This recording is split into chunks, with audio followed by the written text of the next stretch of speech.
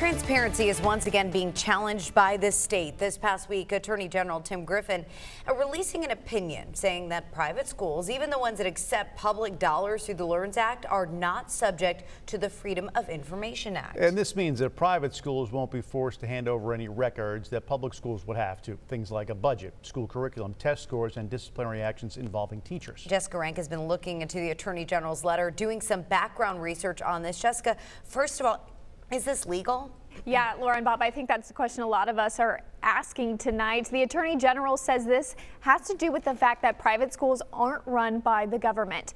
But at the end of the day, this is an opinion, and it won't be determined legal or not legal until it is challenged and goes before a judge.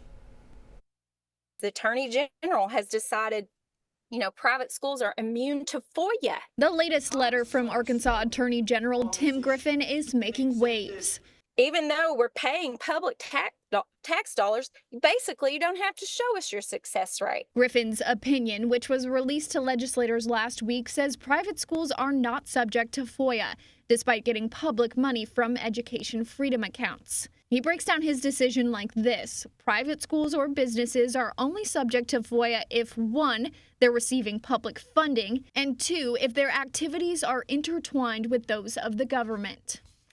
Griffin says the second criteria is not applicable. Bottom line, if your school is taking public dollars to provide education, then that public dollar should come with public transparency and public accountability. Now, since its release, the letter has gotten a lot of pushback from taxpayers and people in public education. Bill Kopsky with AR Public Policy says the decision could spiral into larger problems with transparency. Public school, if you have a problem with something the school board is doing, or even if you're just curious about something happening in the school, you have the right to go to the school board meeting. You have a right to see a budget. You have a right to see an audit of that budget. In these private schools, you don't have the right to any of that. I reached out to Tim Griffin. He says he wasn't available for an interview, but sent me this statement. Quote, "My opinion simply reflects what the law in Arkansas is. The law is very clear. Private schools are not subject to FOIA." Do you think the law is very clear in this sense? I am not a lawyer, but I don't. After our conversation, I reached out to John DePippa, a former dean at the Bowman School of Law. Lots of groups get grants from the government to carry things out, and no one expects them to be governed by the same rules as the government in regard to FOIA. Griffin alludes to this in his letter, saying that because private schools are not regulated by the government, they don't have to heed to the same rules.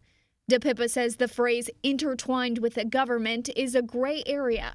I think there's a stronger case to be made for FOIA in regard to these private schools doing a traditional government function. At the end of the day, that's all it is an opinion.